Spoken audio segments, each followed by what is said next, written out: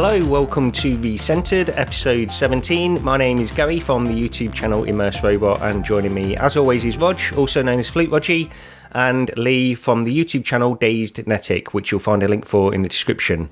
And this is probably not going to be quite as spontaneous in the first 10 minutes that we do this show, because this is sort of take two. Virgin Media let us down a few days ago when we tried to record the podcast, and we just couldn't get on the internet. We really did try to persevere with it, but it was a bit of a disaster. So this is going. We're going to be going over the stuff that we did last time, and we did only get sort of 10-15 minutes in anyway. So the rest of the show should be pretty much the same as usual. No, I don't know. I got about 20 minutes in before I realised that you two weren't there. Yeah. Yeah. I know, and I was doing the same thing, and then all of a sudden it just goes silent, and I'm just sat there going, hello, and that was it, pretty much. But I could hear you two as well. I could hear you and Rog still speaking. Yeah, which was I don't weird. know what was going on. Yeah. So, apologies for that. It was out of our control, and I think it was like the entire country as well was having trouble with Virgin Media. Yeah, it was all over the place. And it came back, so we started again. We thought we'll just pick up where we left off, and then it just went down again. And I thought, forget this, we'll sack it off and we'll save it for a few days. Yeah, so, I literally cursed it, right? Because I said, it's probably going to pack up now as soon as we get going. Yeah. You know, the funny thing was about that is we all actually loaded up Skype to try and connect because Discord wasn't working. And I think Rog said he'd not loaded it up for like 10 years. And then when I eventually got onto mine, my avatar was wearing a Gears of War 2 t-shirt. So that's the last time I've been on Skype. Yeah. Wow. I don't use Skype at all. I did still have it installed as it happened, but I managed to get it up and running again anyway. So we did try that, but then it was just a disaster. We won't go into all the details. Yeah. But anyway, let's go over to Rog before we get into what we've been playing this week. How are you, mate? Absolutely wrecked.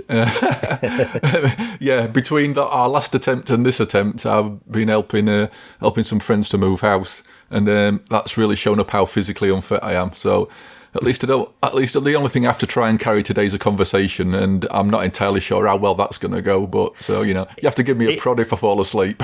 It is a big ask, isn't it? I've done that. Well, people have helped me move house, but then I've helped them move house, and it's got to the point now where I'm thinking, maybe I'd just rather not have your friendship than help you move house. That's the point it's got to now. It is a nightmare.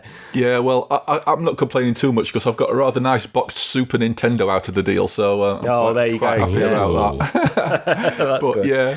I mean, on the game sort of front, it's all the stuff we're going to be talking about later, really. Flat-wise, I've been playing Cheer. I don't know if you've seen that. It's on PS Plus Extra and Premium.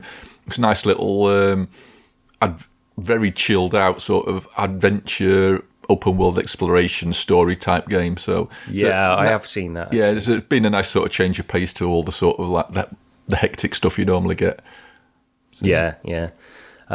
Lee, what about you? What have you been up to?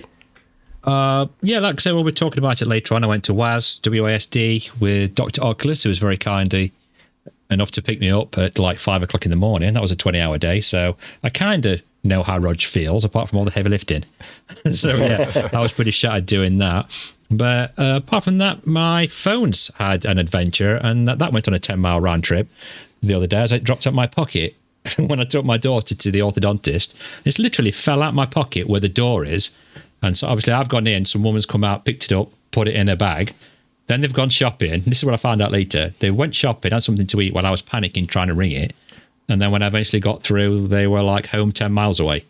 So then I had to drive around later on and fetch it. But yeah. Is it some kind of Toy Story type scenario? It's like, crazy. I think my phone's had more adventure this week than what I have. Yeah. Well, no, you've had quite a busy week actually, haven't you, as well? So definitely. We should just get straight into that then, because one of the things that we mentioned in the last episode was Switchback, but there was sort of a real big discrepancy in how you felt about it and how Rog felt about it. And Main Fan, I think, commented, didn't he, and said, how far away do you two live? Why doesn't Lee try it on Rog's PSVR2? And that's what you did. So why don't you get into that and tell us what you found out? Yeah, well, I went round to PD's the day before to play some more Switchback and Resident Evil 8, because I'd actually not played Resident Evil 8 in VR. Well, I've not played it full stop. So I went around to PDs just to refresh my memory. And while the levels were, some of the later levels were a little bit softer, I still couldn't tell any issues with it, any graphical issues, or the quality of it was still fantastic, which was just, really confusing. So when I went around to Roger's, I've gone over the same things I've already said. Yeah, it's a bit like deja vu. I can remember saying this part. And when I went to Roger's house, there was like a original Sony PlayStation next to me, and Duran Duran was playing on his like jukebox thing, and it was like going back to the 80s. It was great. It was like the James Halliday of today. It was really cool. But yeah, as for Switchback, this was a really strange one, because when it first loads up, I think we both mentioned this before as well, it's like a train scene, it's like a dreamy kind of flashback thing, and it is, I think, supposed to be, kind of artistic that way, so it does look a bit blurry, but in Rogers, I could barely see it, so I noticed that straight away and said, wow, this is way more blurry. But as for playing the game, I can totally understand where people are coming from, why they're saying the textures are popping in and out and it looks low res, because that's exactly what experience I was getting. And I think even Rog could see this on the TV as well as it was happening. Right, Rog? Yeah. And it's a really strange thing, because it's like, it looks all plain, like all the trees at the side look plain, and all of a sudden the HD textures are popping and you'll be able to see some more details on the branches and the bark. And then you go further on and then it'll be the same again with everything else. And even all the floor around look quite plain. So it's very strange. It's like, I don't know how to say it. It's like part of the game's there, but the other part, like the overlay on top, as you would say, isn't. And then it pops in and out. So there's a definite difference anyway. That's the thing. That's the thing that people speculated for a while, but that you've definitely discovered that. And it's not something you can mistake. It's not like subtle or anything like that. You know for a fact it is that, But I mean, I know Lee can get into that, but we've had definite confirmation that there is a problem. Yes, yeah. Why don't you talk about that, Lee? Well, we ended up going to WSD, like I say, on the Saturday, Dr. Oculus, and we picked up Game on Scorpio on the way, and we had a nice ride down. And during part of the day, Dr. Oculus pointed out that may be Alejandro. Am I pronouncing his name right? Hopefully I am. And he's the lead dev of Switchback, or is let me find out exactly what he is. I've lost his name now. I did have it all set up. You can cut all this bit out. He won't. His name's Alejandro. Yeah, he's the lead dev of Switchback and to do super massive games. Now, he's like one of the coolest dudes you'll ever see, because as he came in, he's got like his hair in a ponytail at the top. He's wearing a long black matrix coat. He's got black fingernails. He's like the super coolest dude there. So we managed to collar him, and I said basically how much I loved the game and how fantastic it was. But then I said, oh, this is some weird thing where people's having some issues, right? And he totally held his hands up and basically said the game that they developed and put out isn't the one that people are seeing with the issues. So if I can try and explain that a little bit, it's basically the game I played. So there's no texture problems. It's all HD. It's super fun, super fast. That's the game they've developed, and that's the game they've tested and played at studios. But then they started getting reports of all the textures and it not running right. And they was like, well, what's going on? Because this isn't what we've not made a game like this. So what they did is everybody took the game home to try. And apparently 2 of them came back and said, yeah, there is certain problems with it. We've got to look into this. Yeah, just really weird. Really weird, right? It is odd. Yeah, I don't know it's weird that can happen. So I think they said as well, because again, we spoke about this a few days ago, but they were saying something along the lines of they were investigating things like firmware on the headset and on the PS5 and all of these things, whether it could be related to that kind of stuff. Yeah. Well, I asked them if it was, are they running dev kits or what PS5s? And they're like, no, just normal PS5s. So they're actually looking into like say firmware releases, what stage releases these PS5s are, if they were in the first wave, second wave, or whatever they are. They're really starting to look into that now. So potentially, I mean, that could possibly mean a hardware related issue, but I don't know. I mean, I'm just speculating here. You would think if it was that, because I was thinking about this, if it was like something to do with the firmware or on the hardware itself, you'd see this happen more often on other games, flat games even, or something like that. Yeah. Yeah, you would. Yeah, it's absolutely bonkers. I mean, we've gone over it before, but it's crazy how this can actually happen.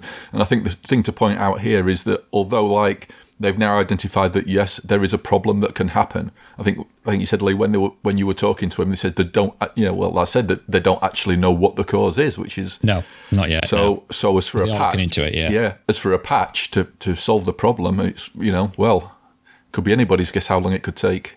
Yeah, but the amount of arguments this has caused on Reddit. Yeah. People saying you don't know what you're talking about, and then other people saying, well, because they're playing two different versions of the game, it seems. Well, not necessarily different versions, but different experiences. Yeah. But we were both right. Yeah. Everybody's right. So everybody was saying that their problems are right. Everybody was saying, no, it's fantastic. Yeah. We're all right in what we're playing. We're just playing... So the important thing being really, so for everybody who's saying, oh, well, I can't see what the problem is because you are not seeing the same... Basically, you're almost seeing a different version of the game, even though it isn't a different version of the game. You are getting the better experience, and there is a I'd say straight from the horse's mouth, there is a confirmed problem. Yeah. And this is what I want. I want people to experience it. I mean, they might not like the game. It's just it's a roller coaster shooter, and you're just blasting away at zombies all the time.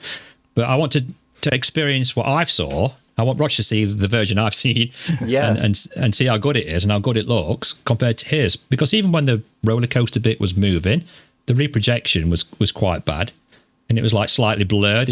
I mean, you can look around when you're playing the game and it looks quite cool when you're moving on the roller coaster part. But on Roger's, I couldn't really do that because it was just blurred and it wasn't an easy experience to look at. So people saying that, how bad it looks in the low textures, I wouldn't want to play that game either if I were them.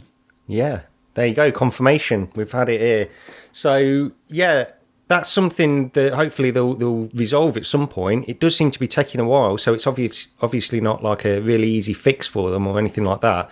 But they've identified the issue. They just don't know exactly what's causing it on some PS5s. And it was like the nicest bloke you could possibly meet as well. Yeah. And I met the level designer, which I think her name was Marina, so apologies if I've got that wrong. So she did some of the levels for it, which was the boat level. I think she designed some of those. And they were both lovely people. And I kind of felt a bit for them, all the hate they've been getting. Because, I mean, you can't really give them the hate for something they didn't know was there. No, exactly, This is the thing. Yeah, it just seems like a really odd situation. And that's something they're not used to, or any dev would be used to, I would imagine, to see this kind of thing happen. But anyway, you've got some other stuff down here anyway, Lee. Why don't you get into some of that?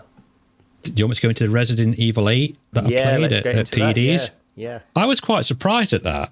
This is what I was talking about the other day when it cut off, because I said I liked the game, and then you and Roger went, oh, no. And I went, hang on, let me finish. And it wasn't. You were saying, no, because we'd lost the connection. Oh, right. Yeah, that's what it was. Yeah, we're going to say, I don't remember saying that. Yeah, that's when it cut off. I was like, hold on, hear me out. I quite like this version. Yeah, I was quite surprised how some parts of it looked really good and some parts of it looked a little weird. But I thought it looked really good. I mean, the snow effect, I don't know what you think about the snow effect, Rog. That quite impressed me. Little things like that look really good. And it looked quite...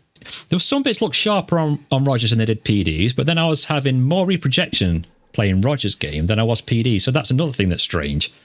But we didn't know if it was because we were dialed the eye tracking in, things like that. Well, Rog, I think. The thing is, when you came around to mine, you went through, we put it on I've got like a US account that I've only ever used for a few games, so we put it on that so you could start from fresh, and it hadn't had PSVR2 set up on that account, so you went through the entire setup process, dialed your IPD in, and when you loaded Resident Evil 8 up as well, you went through the entire calibrate the brightness and darkness levels. Yeah, that's right, yeah. So you set it to a totally different probably parameters to what you were playing at PDs, because I think you were saying at one point the dark bits look darker and the brighter bits look brighter as well. Yeah, they did, yeah. And we know that if the more like with Brad, where he didn't like it when the things were really bright because you can see the reprojection more, or the persistence blur rather. So that's why he dialed all the brightness down. So if you've turned the brightness up there, it was quite I think that's possible. What it was. Yeah. Yeah, I think that's what it was, because I was picking the bullet packs up, and there's a video out on PDs if people want to go and watch it. I'll probably put the same thing out as well, because he always gives me the footage. I'm showing that now, actually, I think, on the podcast. And I'm looking at the bullets, but I never mentioned on the video, saying, oh, this is a bit blurry. I can see the reprojection on this. It looked absolutely fine. There was no issues there. And Rogers, as soon as I picked him up, probably because of the brightness, like he says, it was slightly blurry. And also when I was going to fetch the weapons, that was slightly blurry as I was walking along. So there's a few more little bits I could see there. But as for the game, yeah, I was really impressed with it. I thought it was... I mean, I died, obviously. There's a lot of people that are saying, like, this is the best game on PSVR2 at the moment. I've heard a lot of people saying that. The thing that got me with this, and let me just say it again, I spent probably, 5 minutes in there, 10 minutes in there, something like that. So it wasn't very long, and I couldn't really get my bearings in there either. So I think if I started the game from the beginning, I'd probably feel a little bit differently about it. But I do remember the reprojection being one of the things that just stood out to me in that particular section that I was playing anyway. And it did put me off it, to be honest. That's how I felt. It was the bit with the man with the shotgun, and then you got the zombie type beast things chasing you, right? That was the bit. I didn't have a guy with me. I'm looking at your video, and you've got a bloke helping you out, have you? There? Well, very briefly. I think he gets killed straight away. Oh, does it? Okay, maybe I missed that then. I couldn't see any reprojection on actually anything else on PDs. No. The only time I saw it was there's a bit of a cutscene where his wife's walking to the table and she was stuttering as she was walking, blurring, and that's the only bit I saw on PDs. I couldn't really notice anything else. Okay. But as far as I got into the village, I mean, the depth, the 3D, I'm going on the 3D style of it because it's basically a flat to VR port, isn't it? Yeah. And it was just, they've done it really well. I was pleasantly surprised. I've got to say, though, just at this point, I don't know if you've gone into the PC mods, the Predog mods, but they are, I mean, so good. I mean, they really are a fantastic experience. They're not up to the level of the PSVR2 version in terms of mechanics and stuff like that, of course, but they've done such a fantastic job in getting those in there. And Resident Evil 7, I've not actually played Resident Evil 8 with that mod on PC, but Resident Evil 7 is just a joy. It really is. It looks fantastic on a Quest 2, and performance is really good as well. I don't know if Resi 8 performs as well as that, but yeah, it's just a really good experience on PC too. I mean, I've played part of 7 where you go into the house at the beginning. I got a little bit scared. But I mean, it's fantastic in VR. But what I will say about the PSVR 2, it's just my favourite headset at the minute. Just for fun, just for enjoying myself in VR. Yeah. You can lose yourself in it totally. The shotgun, I mean, Roger probably backed me up on this one. You fire the shotgun in Resi 8 and you can feel it resonating on your forehead as it all comes back and like hits you in the face type thing. It's really cool. Pete. Sorry, go ahead. I'm about to say, I must admit, I played Resi 8 and Horizon on the first day I got my PSVR 2. I've still not been back to them. Honestly, the reprojection put me off so much. I keep saying I will go back and I will, but oh man, it's just it feels like a hard ask for me. But I know there was a Horizon patch out this past week, which, I mean, I'm sure it's still at 60 to 120 reprojected, but they did actually mention some performance improvements, because I know when the bit I did play, there were points where I was thinking, this isn't quite holding 60 in areas. It felt more reprojected even, in some areas than others. So hopefully, maybe that's helped out a bit. Yeah. But you also played some Rez Infinite, did you, Lee? I did. I got Rosh to put it on for me, as it's his favourite game of all time. And I quite enjoyed that as well. I mean, it was showing me his high scores, and there's no way I want to get to those in a million years. It's definitely one for the sensors, audio and visually. Yeah, I was really impressed with that as well. And I don't think I did too bad, Rog, right? I did pretty decent. You got through the first level without taking a hit. I was quite surprised. Yeah. #ProGamer. #ProGamer. So that's one I may be good at. That's something I would definitely jump in again if I had a PSVR 2. It was these types of games seem to highlight the real benefits of it as well, with the displays, because you've got these really bright colours, then really dark blacks in them as well. And there was another one that you mentioned, Rog, wasn't it? I think, was it Thumper, and also Synth Riders as well. I think you mentioned those before. Yeah, Thumper looks amazing in the PSVR 2, and the haptics as well. They're really panned away on the haptics. The haptics on Synth Riders as well, again, really good. Although it's another 60 to 120 FPS projected game, and you kind of forget about it, and I think most people just won't even probably notice it. But It play. In all honesty, I think the game probably plays slightly better on Quest 2, but the Quest 2 haptics are just they feel subpar compared to PSVR 2. I think I think maybe PSVR 2 is probably the best way to play it for a lot of people. I mean, I also tried Star Wars Tales from the Galaxy's Edge as well, and that is you've got to play it on PSVR 2 if you've got one. It's definitely the definitive way to play it. Compared to Quest 2, it's a totally different experience. You can see little scratches on metals. I could see reflections on the plastics. Yeah. I think because so a lot of you would say as well, it's not really a shock that it looks better on PSVR 2 because of course it does. But I will say that there's benefit in mentioning that anyway, simply because you can tell how much extra work the devs have put in. It's not just a matter of like making it sharper or adding little textures in here and there. They have added geometry and stuff like that in. They've made it obviously. I mean, is there a PC version of that game? I don't think so. There is. No, there isn't. Just Quest 2. But when you see the side-by-side shots, it's like they've got extra geometry in there as well and stuff, it seems. But it does look really impressive from what the devs have done on that. So it's worth mentioning. Plus, is that run native at 90, Rog? It is, yeah. It's 90 hertz, yeah. Yeah, this is the thing. You can tell such a difference when you're playing the 90 hertz games to the reprojector ones. They're just so much better.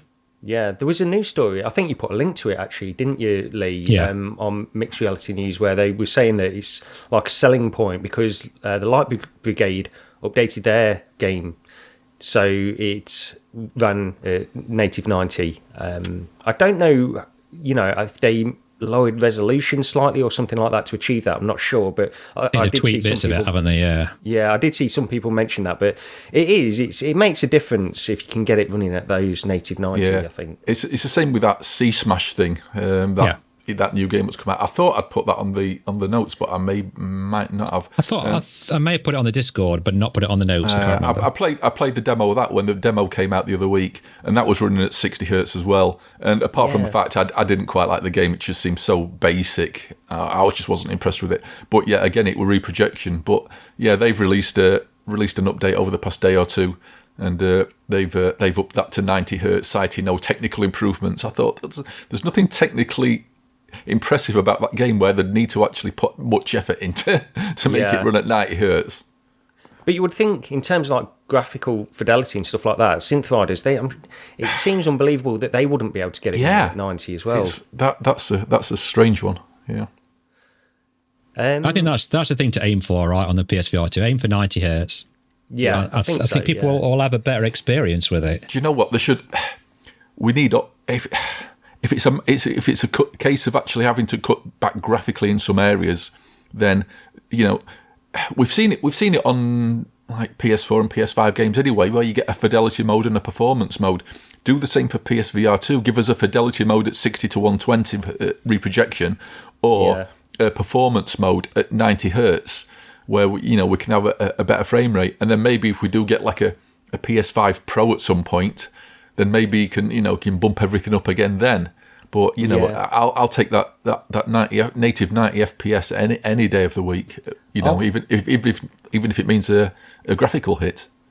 I wonder what the chances are that they'll put an option like that in there, because, like you say, they do have it for flat games. But we've had years and years of like mainstream gaming media talking about 60 frames. They've been going on about this for years and years. So that sort of makes sense that eventually they add an option in there, so you can run it at high fidelity at 30 frames or 60 frames.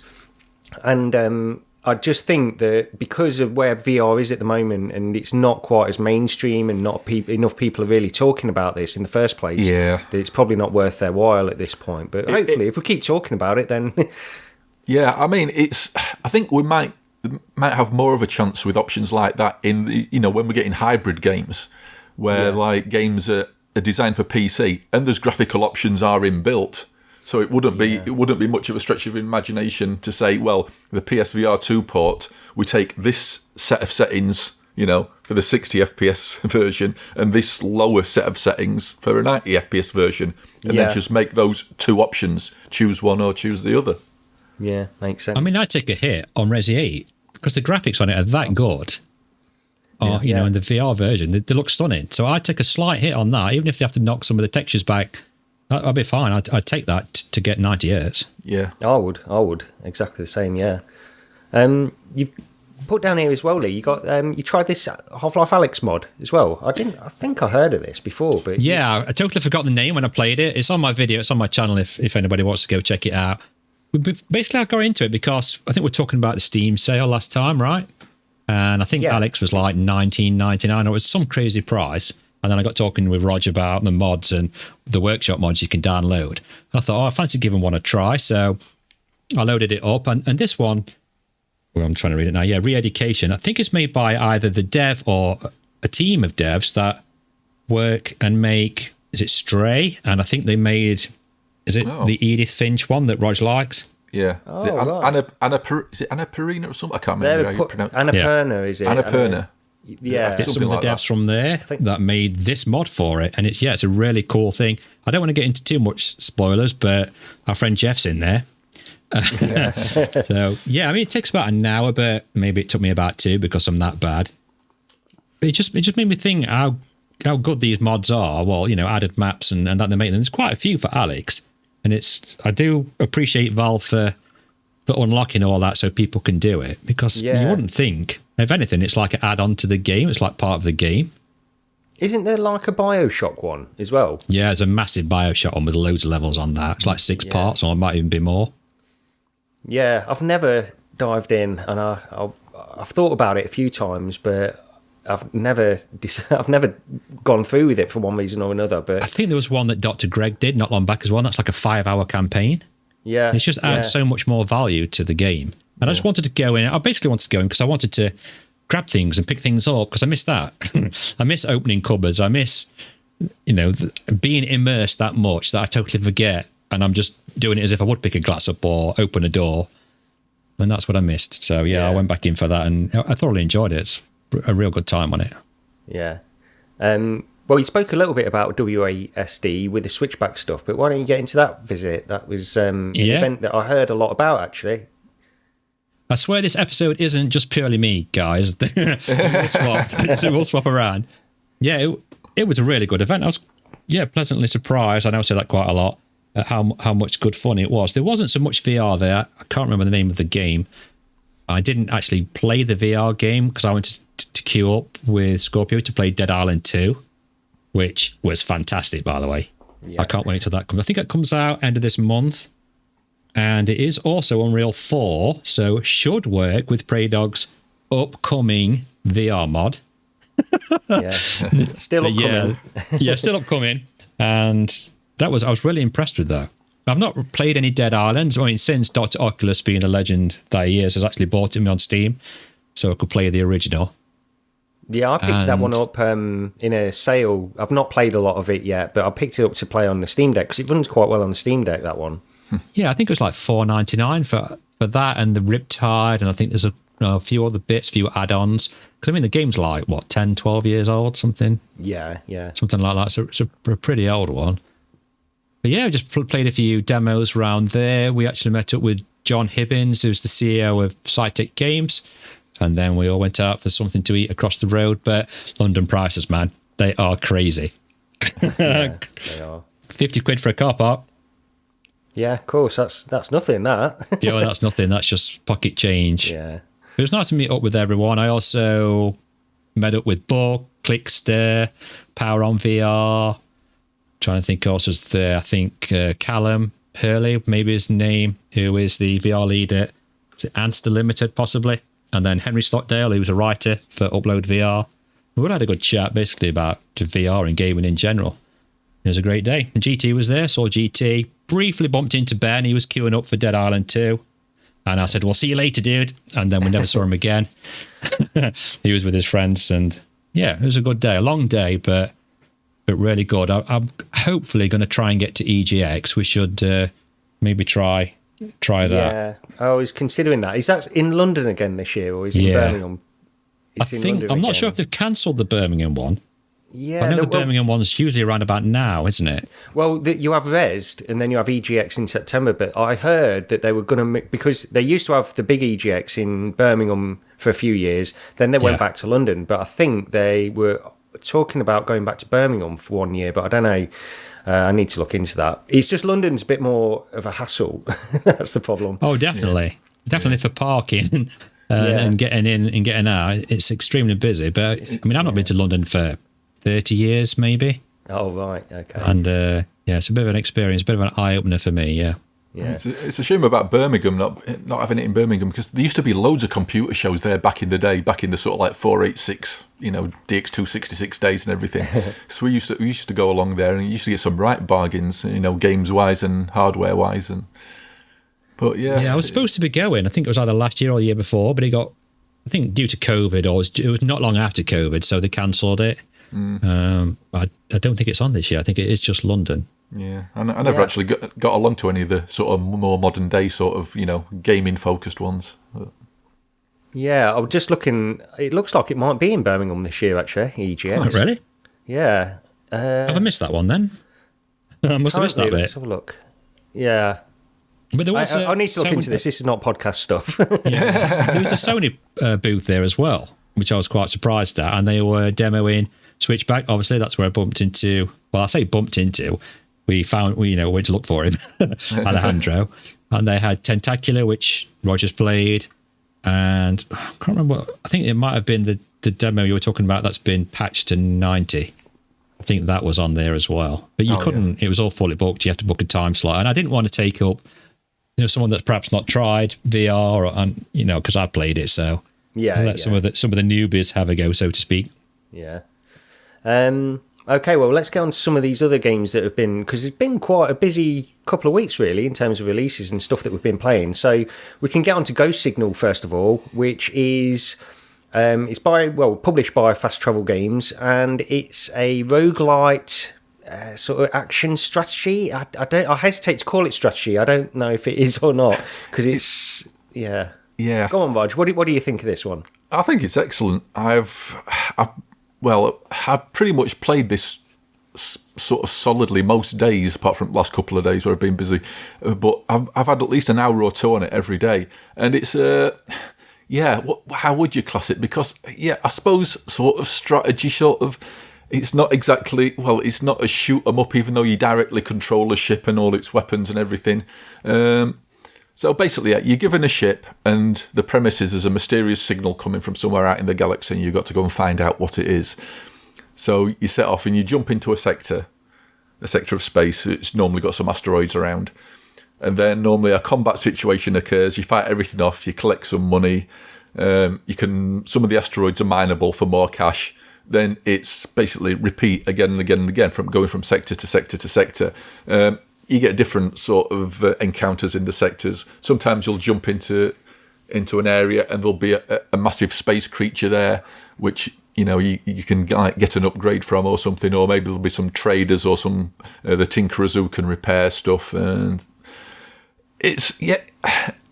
I was really not expecting to like this, because I know it's a spin-off from the Stellaris games, which I've never ever played, which although I'm sort of vaguely aware of, and in my mind there's some really in-depth sort of space strategy things going to levels that I'm just not. As I get older, I hate things that go really, really, really far in depth.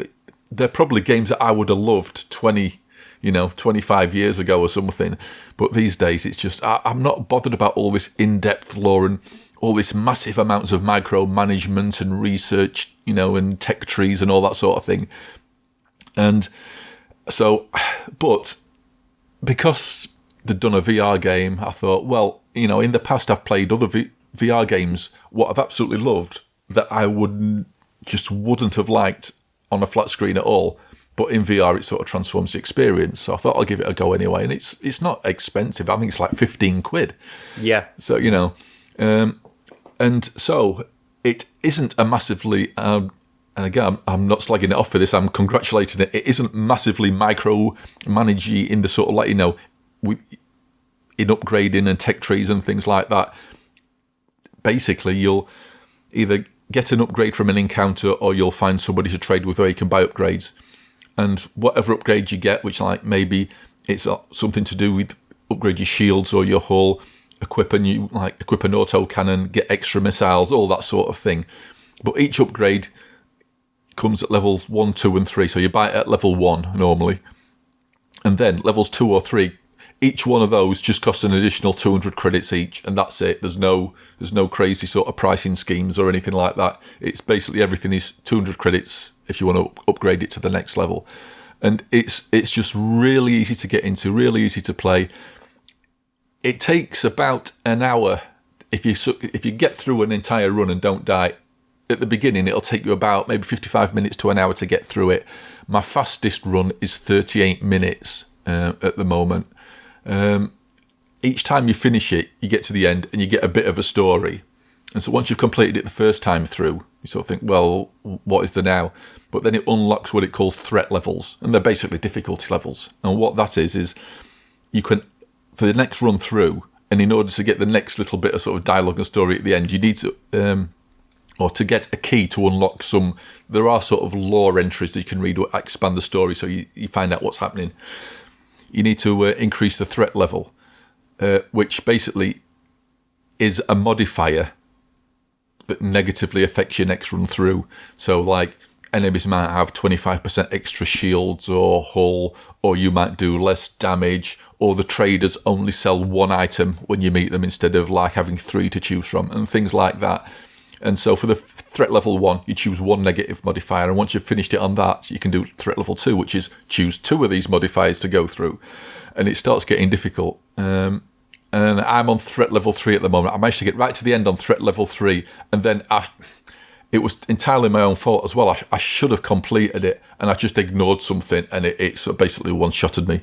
It's like, So that was sort of annoying. But it's a roguelite, so each time you die, you get like basically experience point to spend on permanent upgrades. So you can get random chances of when you pick up an upgrade, it might already be at level 2 or level 3, or it modifies things to your advantage. Maybe you get extra monies per sector, stuff like that.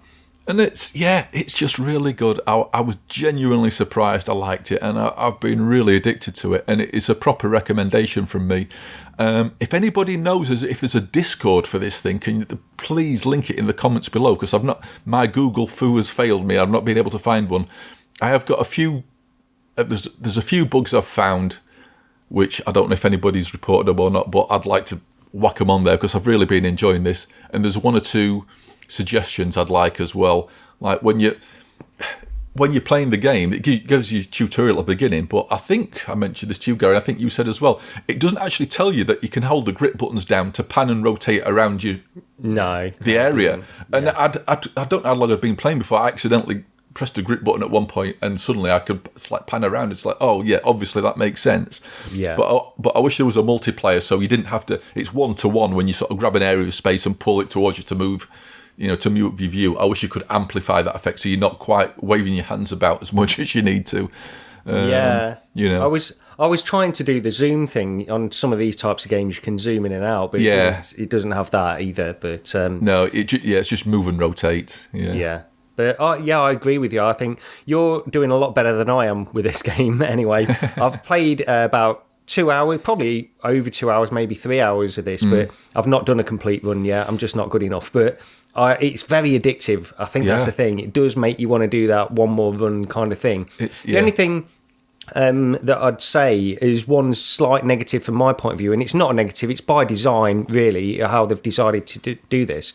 But in something like Compound, for example, you get through all these levels of a game, and if you are halfway through a run, you've not died, you just want to, it's almost like pausing the game. I wish it had some kind of a save where you could just, pause it there, because the problem I'm having is if you've got, say, 30 minutes free, why would I jump in this? Because I want to believe that, I've got a chance of completing a run. Yeah. So I've really got to set aside an hour to do that. And that's the only thing. I would like some kind of... It's not cheating. It's not changing the game in any way. It's just adding an almost pause type save. Yeah, because each time you go through a run, there's you go from sector to sector, and those sectors are divided up into sort of, 7 maps? Yeah, with maybe 5 or 6 sectors per map. Even if it was just you can save when you get to the end of one of those maps. Yeah, because then you're only playing for what, maybe anywhere from maybe 7, 8, 10 minutes maybe. So at least you're only a few minutes away from being able to save. And by adding that, it wouldn't change the game in any way. It's not making it easier or anything like that. It's just you're literally pausing the game, but exiting out and coming back to it, a couple of hours later. Even if it was only a one-shot, save, so when you saved it, you could only load that save in once. That's all it needed. You just need to be able to pause. Yeah, that's exactly that's what Compound does. You can just load that save once, and whatever you do with it, that's it. You're done then. So, but I think it's really good. It's definite recommend for me, especially for that price. I'm surprised it's as cheap as that, because there's a lot of game here and it will keep you entertained for a long time. I've put over 2 hours in, and I feel like I'm only scratching the surface. I've only got a little way up those permanent upgrades and stuff. And of course I've not got far enough because I'm still struggling, but really, really good. And the graphics are good enough. They're pretty basic. I don't think they're going to blow anybody away or anything like that, but there's some pretty impressive stuff there. It's a little bit blurry in the distance, as all these sort of quest games are, really. But there's a little bit of aliasing on your ship when it's at a distance and stuff. But I mean, some of the backgrounds actually look fairly decent. I thought some of the you get really big, really big sort of background pieces. Like one of them, it looks like a planet, and then all of a sudden it cracks open. And it's not a planet, and this alien emerges out of it because it's an egg. Yeah, and it just looks really big. It looks really good. Yeah, Did you not play this one yet, Lee? I played bits of it. I mean, I just have to apologise because I've been really busy the last couple of weeks. Yeah. But I just want to say thanks to Rog for buying this game for me. So thanks, dude. It was very kind of you. Rog got it for me. Yeah, Rog bought mine as well. So yeah, he's got, right. It's good. Yeah. So really appreciate that. But really good. I liked it. I liked the bit that I played. I mean, I played it on my spinny chair, my desk chair. So it was good to just sit, because I mean, any game that I can sit down really helps me a lot anyway, and I can just sit and spin around. And I have to agree with Rog, some of the backdrops and the planets and the stars and how they work in 3D, even some of the asteroids are all in different perceptions or different depths, should I say. And I quite like the look of it. I'd struggled a little bit because I didn't really know what to do. So when I'm trying to move in 2 directions and fire missiles and then swap to lasers and my brain doesn't quite comprehend how to do 4 or 5 things at once. So I did struggle a little bit with that. But yeah, it is definitely something I'd like to jump back in and get some more time in. Yeah, it's one of those games where once you've got the movement nailed down and then swapping between your different weapons for different situations, you sort of start to get into a flow state of knowing what to do and when to do it. And it's a good podcast game as well. I've been using it when I've been playing it while I've been listening to podcasts as well. So it's another one of those sorts of games. Yeah. Well, we can move on to the next one, The Last Worker. We were sent a key for this game. It's £14.99 on Quest, and I think this is a flat game as well, isn't it? I think I saw. Yeah, I think it originally was a flat game, right? I think, yeah. Yeah, so this is sort of a narrative game where you work in a kind of warehouse and you have to collect boxes and designate them to the right places. And there's a narrative going on in the background with this one. And I've played not too much of this yet. I'm going to make a note to speak about this again next time, because I think... honestly, it's difficult to judge this game without putting in quite a significant amount of time with it. That's what I said to you guys. It's because at the moment, the moment-to-moment gameplay within this, you play through a brief tutorial, and the moment-to-moment gameplay is sort of mundane, but it's that by design. That's the thing, because you're going to experience this narrative that's going along in the background. One of the things, I don't know if either of you guys actually have heard of a game called Cloudpunk on Flat. It's a flat game. I've heard of it. I've never played it. I've got it, yeah. Yeah, it's really good, but it's sort of got this sort of voxel look to it, and you fly around this Blade Runner type city in the future, and you're basically delivering things. That's really what you're doing. but it's got this narrative that plays along in the background, and that's really why you play the game and what keeps you playing. And to me, this seems like a similar kind of experience to that. At least that's how it feels from the beginning.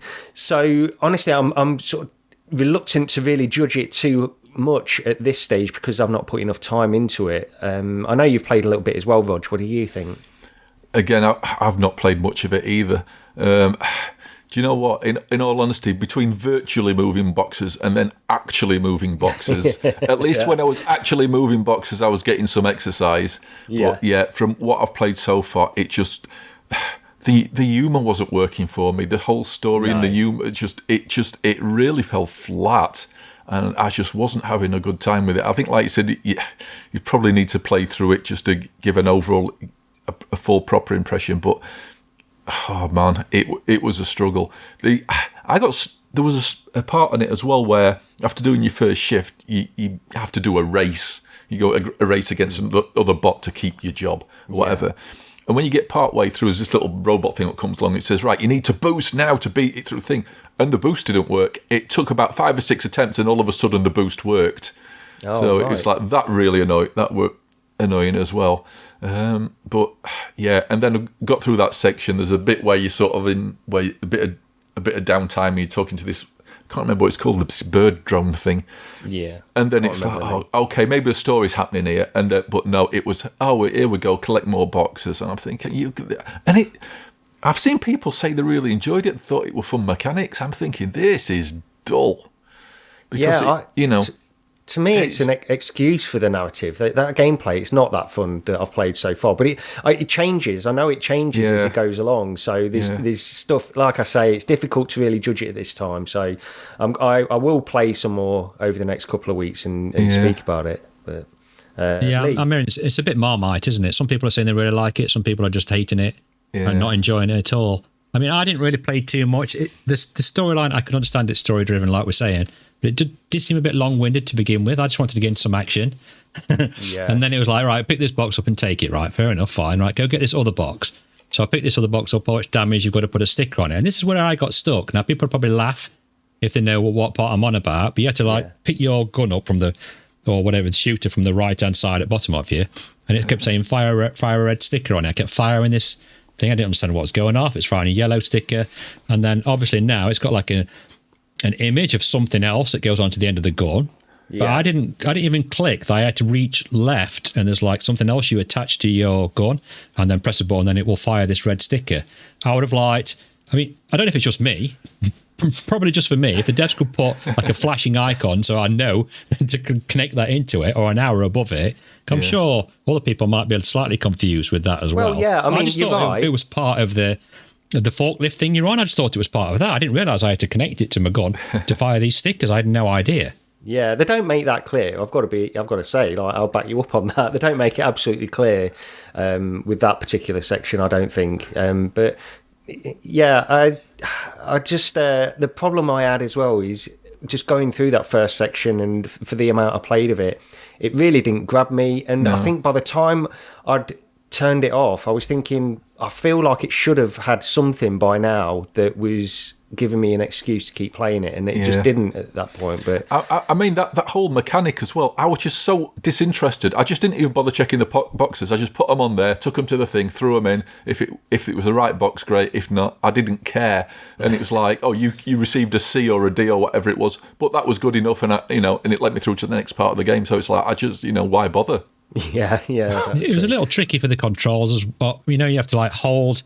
Look to where the gear knob was, what looks like a pull ball, and you have to hold on to that and then push one control, and then use your other controller to move left and right. And if your hand accidentally slips off that, or if you release the grip, but it doesn't, I kept doing that quite a lot. So I kept thinking, why am I not moving? And I had to remember to put my hand across there. And well, on the PSVR2 version, it defaulted to analog controls and buttons on your actual controllers. It wasn't actual manual reach out and grab stuff, because I was a bit confused, Yeah, it did. It did that on the Quest 2 as well. But do you have to grab it, Lee, and then I think so. Yeah, it's like the gear stick, and then you have to make sure your hands actually holding onto it.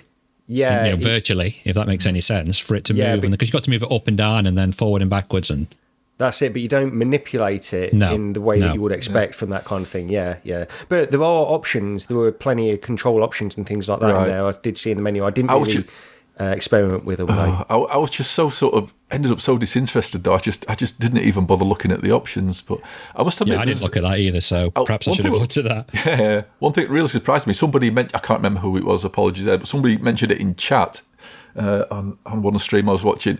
And they said, "Oh my god, it's like, have you seen the voice cast in this?" And the actual little skew, the little robot thing that floats about, sounds right. That's actually voiced by Jason Isaacs, which is really bizarre casting. And if you don't know who he is, you'll probably recognise him as, I think it was Commander Lorca from Star Trek, or as Malfoy's dad in the Harry Potter films as well. Yeah, Lucius, and he's doing this Scouse voice. It's like, wow, it's just like, wow, this is really strange. I'd have never guessed it was him in a million years. The main guy, he sounds like the bloke who did the voice in Firewatch. I don't know if that is the same. I think he's quite a prominent actor as well, from what I can understand. I apologize, I've not checked to see which one he is, but the voice acting is really good. I don't recognise his name, but it's I'm going to butcher this totally. Olafur Dari Olafsson. I don't know what else he's been in. I've no idea.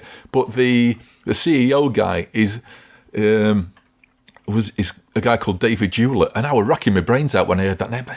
I couldn't remember, and what it was. I don't know if you ever watched Stargate Atlantis back in the day.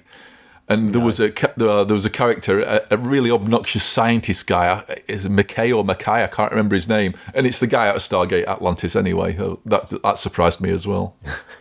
Yeah, they've got some actors there, right? That must have cost a fair bit to get them in. Yeah. Shall we? Because the next one on the list is Yupitergrad 2, which had an alpha that we all got access to. We can talk about this if you want. I've not played enough personally, but you guys are welcome to talk about it. Again, I've not played a lot of it. The control system utterly bugged me. I hated being in a confined area trying to do like an impression of Windlands. And obviously you're supposed to be, I suppose, you need to learn how to control this thing within a confined environment. Yeah. And this alpha demo didn't seem to be at the start of the game. It seemed to be part way through. So there was no tutorials or anything, and it was really, really winding me up, I must admit. So I didn't play. I've not played it very much. I'd have to echo what Roger said there. I got really confused. I mean, being in the middle of a level, I didn't know what the buttons were. I didn't know if I was supposed to pull myself up or what on. And I've not played the first one either, so I wasn't sure. Same boat as well. Not played the first one, and it just this. I mean, I know it's an alpha, it's a test, but it did seem to assume that you've played the first game, and it's like, I don't know what's going on. It seems to, so I just played the trial because it's got a free trial on Quest for the first game. So I played that a while ago. And again, that was one that I played through the trial, but it didn't grab me enough to pick it up, nowhere near really. And the actual mechanic of swinging, because you can't really compare it. I mean, Windlands is the obvious thing to compare it to, but it's not. It doesn't feel anything like that at all. And they've gone for a completely different type of feeling, haven't they, for this? And it just doesn't feel that good to me. I'm sure once you get used to it, and once you get a flow going in there, maybe it does. But also, so this alpha starts, I think it's 59% the way through the game, is it? I think that's what it said on the save on the game you loaded up. Yeah. So I played I played a little bit of this, and it was getting quite difficult actually as you're going through. I don't know if you got like to the grinding bits. I kept dying, and that's when I turned it off. But it's a tough one. I guess if you've played the first one and you like that, this is, to me, it's very similar. It's more of the same at the part that I played, but I think it's got a bit more combat based later on as well. So it might have some extra stuff. It feels like it's a very high skill level game for people who like that sort of thing. Because the amount of time that I was just whacking into and swinging into walls and just like, being stopped mid swing and everything, not being able to position, especially at the start, you're going upwards in a tunnel in a tube. You're trying to make your way up, and I just ended up getting stuck behind pieces of pipe and stuff, or you drop to the floor and it's like you just, unless it was me, but if you're on the floor, you just can't walk to position yourself to where you want to be. No, you can't. You've got to use the grab. Yeah, and that bugged the hell out of me. That was weird to me as well, because I can't remember that being the case in the first one, but I guess it must have been. I just didn't realise. But that I did notice that myself as well. But so it's an alpha, so we'll probably keep our eye on it. But to me, it's not something I'm that interested in at this point. Yeah, same. But there is a game, a big one from the last couple of weeks, which was released, and that is, of course, Vertigo 2, which we've all played and I absolutely love. I think this has been pretty unanimous that this is, one of the best PC VR games that we've had for a very long time. You could even point to something like Half-Life Alyx. There were comparisons. It's difficult when you compare something like this to Half-Life Alyx, and of course it's got the obvious inspiration from Half-Life in the way it's designed and how it plays and that kind of stuff, but it's not in the same league as Half-Life Alyx. It's still an indie game, but one of the most impressive and polished indie games that we've seen on PC VR for a very long time. Lee, I'll go over to you first on this one. What did you think? Yeah, I thought this was great. I really enjoyed it. I've not played the first one. I mentioned before that I have played the first one, but got quite motion sick.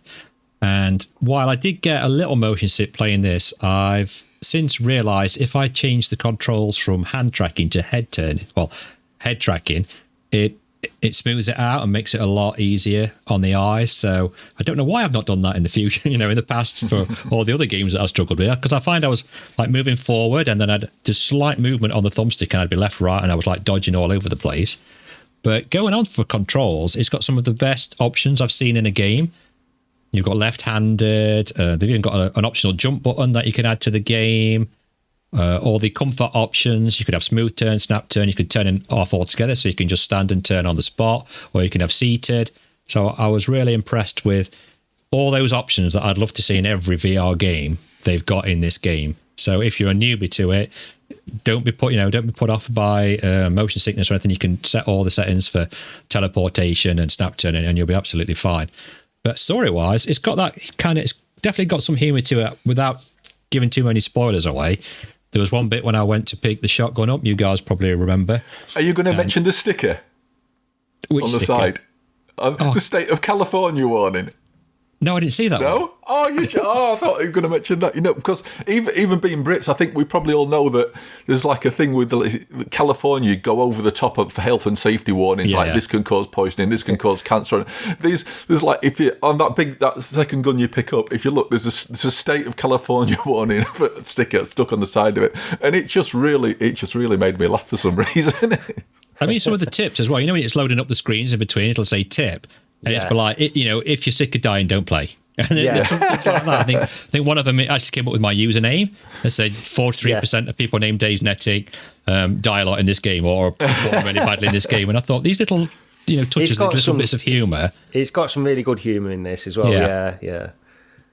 But yeah, I love the 3D of it. I love the graphics. Is it just? I'm getting a little confused on Twitter. I know it was one developer that did the original, right? This can't be just one developer. What's doing all this, surely? But Roger and I were talking about this just before we started. I was saying, I'd love to know the details on this. I want to know, because it's a guy called Zach who did the original, and it's the studio Zalubo. And I remember seeing videos of this guy when he was, he was a teenager. Then when he was doing sort of early test stuff with his HTC Vive, and just walking along a deep hole in the ground on a plank, and that was sort of what eventually became the original Vertigo. But I don't know if there must have been outside, like he must have contracted certain people to do assets or something like that, or the music or certain graphics and things like that, because if he's done this entirely on his own, then this is literally unbelievable to me. I don't know how it could have done this. This is sort of next level stuff, really, in terms of VR, because you can tell this guy's been into VR for a long time and he understands this. This is the difference from a developer who really understands VR and one that doesn't. Something like Hitman 3, the VR port of Hitman 3. Hitman's a great game on flat. The VR port is a complete joke as far as I'm concerned, because the VR interactions, the VR mechanics and those kinds of things are just not well done. It doesn't feel good to play. This is completely the opposite of that, and he knows VR, he knows VR interactions, he knows how it should be done, and it makes all the difference. And when a game comes out that's like this, you understand how much of a difference it makes when games don't seem to understand this kind of stuff. And I was going to almost go and say then it's basic stuff, and I guess it's fundamental stuff, really, not necessarily basic. Yeah, you're absolutely right. It's man, it's just it. Again, it's one that it's a bit like Ghost Signal in the fact it just properly shocked me how much I liked it. I didn't think I was going to, just based on the original demo, because the demo did not run well on my machine, and this is something worth mentioning, isn't it? I don't know whether it's because of this or not, but apparently it runs better if you set your headset to 90 hertz, which is a bit of a crazy thing. It's certainly that. So the demo is the same. If you're playing on a Quest 2, I don't know if this is the same if it's on an index, if you can change refresh rates on an index. But for some reason, when you're playing on a Quest 2, if you've got it set to 72 hertz, it's still perfectly playable. There's no problems with it at all. But you will notice that you'll have like sharp stuttering on the gun. When you're holding the gun in the right hand, you'll notice that it'll stutter quite a lot. Yet when you're not holding the gun, the hand movement will actually be perfectly smooth. It's a really odd situation. It's like certain parts of the engine are linked to the frame rate, which, at least on the Quest 2, and I've tested this to death, I know for a fact it's got something to do with running this game at 90 hertz.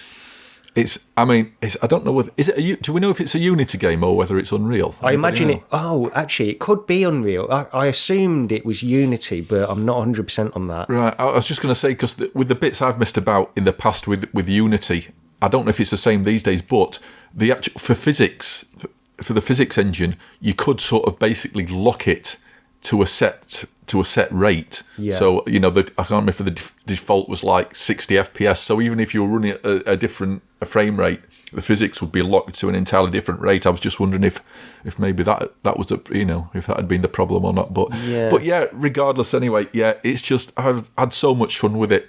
It has got rough indie edges in places. There's no doubt about it. But just as an absolute, it's made me laugh so much. I don't know whether it hits my sort of like humour spot just in exactly the right place. I mean, it's ridiculous, but as I mentioned, that the sticker on the side of the gun made me laugh out loud. At one point there's this slime thing that's covering a pipe you need to get down to. Yeah. And you get close to it and it starts talking at you and it's sentient and it wants its spray bottle. And it's just, there's some weird and bonkers character design. The only thing I don't really like about it is the voice they used for the scientist guy. Is it Brian? The scientist. Yeah. It sounds like that does sound like it's the dev has got a microphone. I thought that as well. I thought, because it sounds like a young lad, sounds like someone early 20s. Yeah, maybe. it's totally miscast that, but everything else is great. And God, I mean, if it's mainly just that one guy, this is a hell of an achievement. It's such a fun game, though. I mean, even the loading mechanics, because you can have two options. You can have it either with a backpack, so it's like AKA Alyx style, or just loading, just grabbing that to the left of you because all your ammo's on the left-hand side. You just grab it, press A to eject, load it in. I find that quite intuitive, and I'm thinking, I don't know if any more games have that sort of ammo or the weapons at the side of you. That was really cool. And I like how they've got different cooldowns for different weapons, so you have to different weapons affect different enemies, better in some in other ways. But even the enemies are really, really clever and really cool. Them little gremlin things that were jumping all over me, I was panicking. Yeah. It's complete recommend. There's no question. So it's £24.99 on Steam, and it's a no-brainer. And I heard people talk about this. I played the demo, and when I played the demo, I remember it being a little bit buggy and not quite as. It wasn't quite as finessed as this is. And before it came out, I was hearing people saying it's a no-brainer, pick it up, it's the best PC VR game since Half-Life Alyx and that kind of stuff. And now I've played it, I agree. I think it is. It's just... I mean, comparing it to Alyx, the graphics, Half-Life graphics, Alyx graphics are on another level, and it just it looks. But I'll tell you something. From a gameplay point of view, I think this trashes it.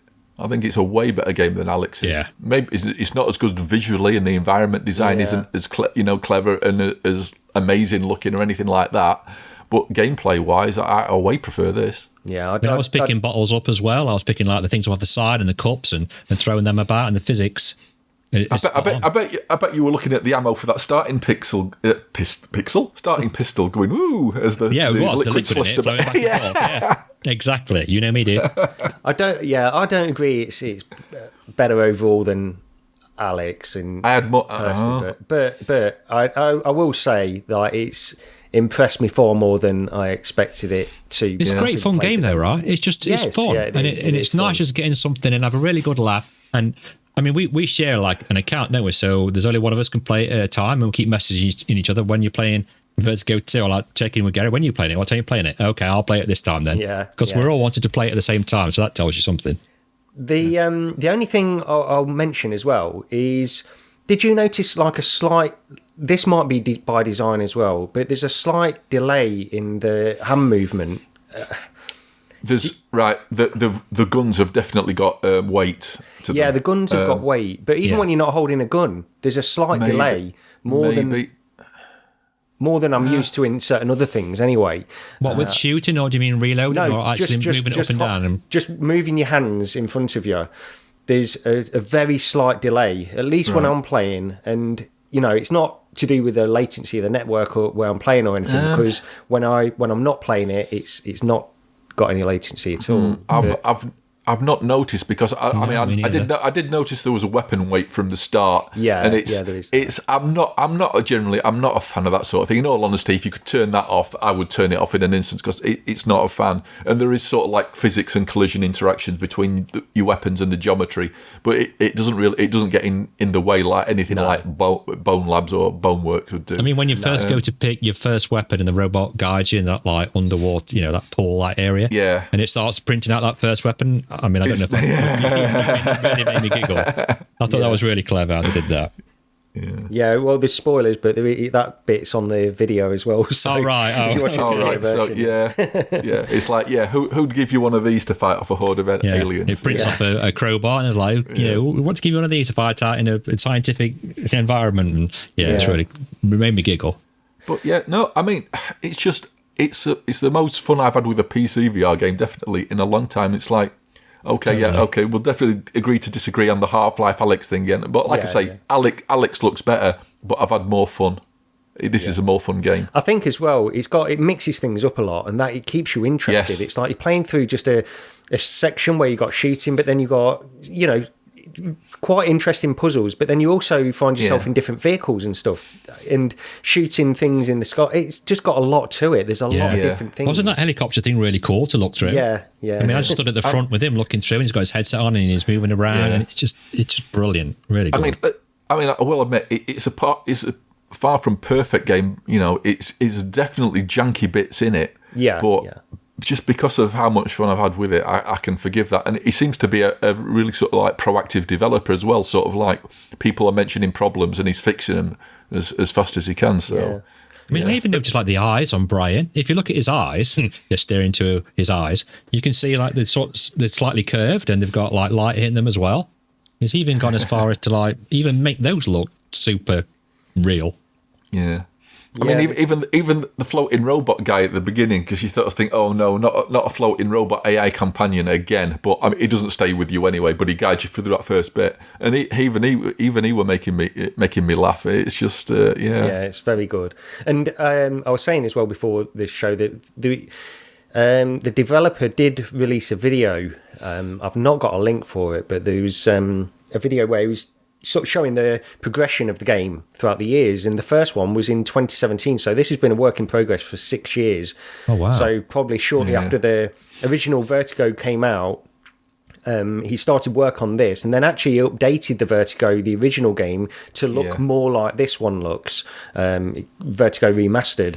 So I don't know if you remember, did you play the original Vertigo, either of you guys, when it was first released? Because it looked different to this. Not very, no. I've not played the first one at all, no. Oh, okay, because it was a much more basic style of graphics, really.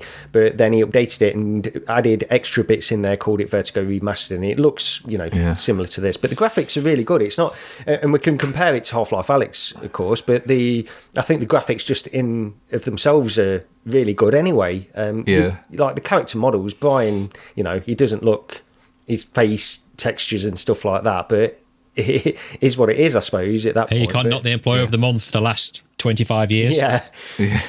But environmental detail and stuff, and some of the the panoramas outside and stuff, they look fantastic too. And some of the design is sort of like wacky to a level that I've not seen in a PC game I don't know, for a long time. It's just there's just something. Just like the little touches as well. Yeah. And I think there's one bit where you have to go and type a number in to open a door. And as I look to the ledge, there's a picture of me. Yeah. Obviously, it's your Steam avatar picture or whatever, things like that. But for them just to put that little thing in as well. Yeah. Really good, really good. Yeah. I mean, I don't. God, can you imagine what this guy could do with a proper team and proper funding? Didn't he work at Valve for a period of time or something? I know that his dad used to work at Valve. Right. I'm pretty sure that's the story behind it, but I don't know if he got offered a job at Valve for a period of time. I'm not sure. I should probably need to look into that a bit more, but there was something to do with that anyway. But yeah, I mean, this with a full team, and we're assuming he's not had like a full team working with him on this. But I would love to know a few more details on that, because there must have been some work that was contracted out. Yeah. But it's got everything down to a T. I mean, it's got the gameplay down, it's got the humour, the story, how it looks in 3D, how it looks virtually in a virtual world. It's definitely one of the best games I've played this year. I mean, for me, the writing and the humour in this totally destroys that last worker. Yeah, it does for me as well. Yeah, it's but yeah, this is the difference in what I was saying earlier. This is a dev who definitely knows VR and knows how to give a great experience in VR, and it makes all the difference. I think I could tell, though, like I said, with the options, just looking at those options, it's like, right, he really knows VR people who play VR, has gone through every single thing you could think of to make it an enjoyable experience for a new person or a veteran. He's got it down to a T, so I'll thank him for that. Yeah, big recommend.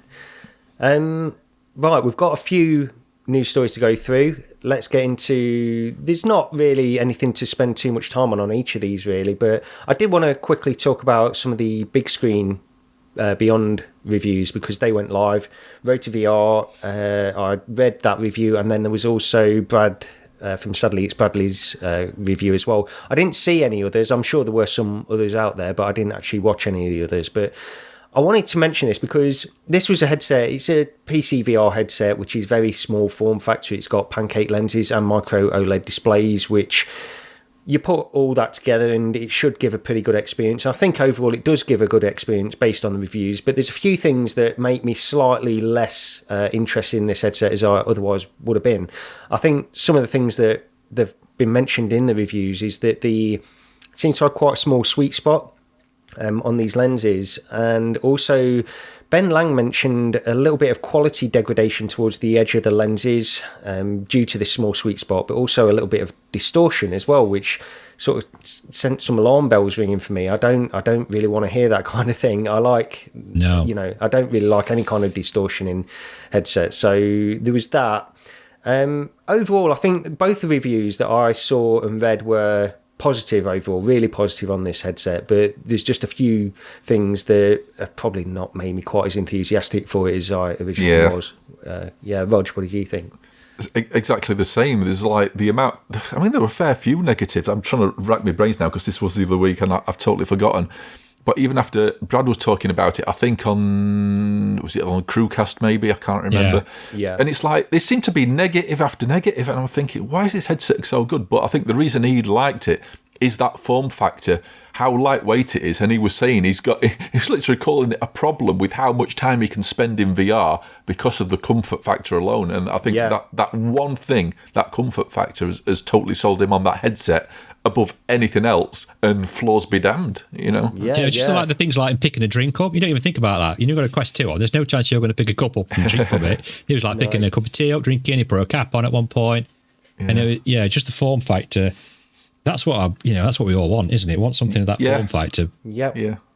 One of the other negatives that I've just remembered, actually, I think you mentioned this, Rog, was the brightness of the displays. It's got 60 nits, I think, isn't it? Yeah, it's really low. The brightness is really low. I mean, I think this is below turning down your PSVR2, isn't it? It's like, I think, it's below a Quest 2. I mean, is a Quest 2 100? I can't remember. I think they. And then PSVR2 at 100% brightness is something like, is it around 270, 280 or something? So a lot brighter. Well, if you turn the PSVR2 down to 0, that comes out as 60 nits. Oh, right, yeah, okay. So that's apparently what this is showing as well. So it's a combination of those micro OLED and the pancake lenses, which absorb the light, and it won't give you such a bright image. And this is the thing, I think the progression that people are making in micro OLED displays is great, but this has always been one of the limiting factors of them. Apparently, it's the brightness that they can sort of send out there. And people are working on these constantly. I've been following this for a long time, and about Brad. I mean, you can just watch some of Brad's videos, and he talks about this all the time as well. Gets Carl Guttag on, who is a display and optical expert, talks about all these things. And yeah, the micro OLEDs are advancing really quickly, but maybe they're still not quite there yet for a headset. Yeah, maybe it's at least for a gaming headset. Maybe I mean, if you want a social sort of headset, then maybe that's maybe not quite as important, because comfort is going to be king. If you're one of these people who spends like hours and hours and hours at a time in VR chat or something, that's the first thing I thought of. VR chat.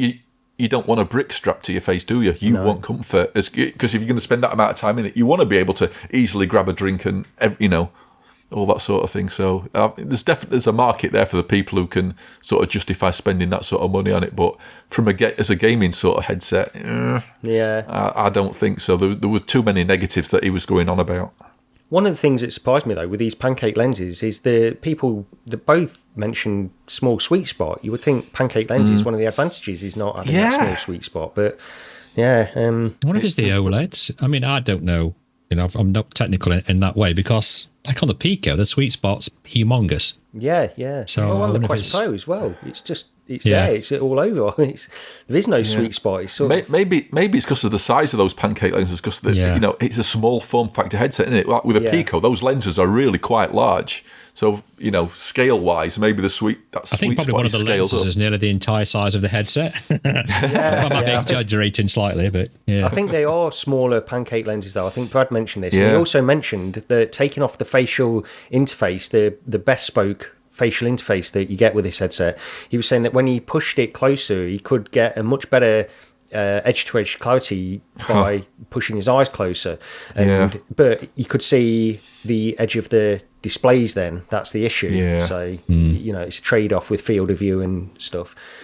But yeah, it's not just another one to keep our eye on, but it's not something I'm quite as interested in. I wouldn't have picked one up anyway. It's just a little bit too expensive for me, but it would have been, I did want one. Also, so OpenXR, this is a new story from Upload VR. OpenXR have added in foveated rendering for the Quest Pro on PC streaming. So any titles that use OpenXR, and they've got a list on their website, actually. Let me just get that up on the video just so you can see that. They've got a list on here of some games that use it. So there's Microsoft Flight Simulator, iRacing, DCS World, the beta branch, War Thunder, Bone Lab, Hubris, Everslort, Contractors, Light Brigade, a few others that are built with OpenXR, built using that standard API. But you can also use Open Composite as well, and then translate Open VR games, Steam VR games, over to OpenXR, and then you can play games such as Dirt Rally 2.0 and Elite Dangerous. And all of these will work with foveated rendering in the Quest Pro.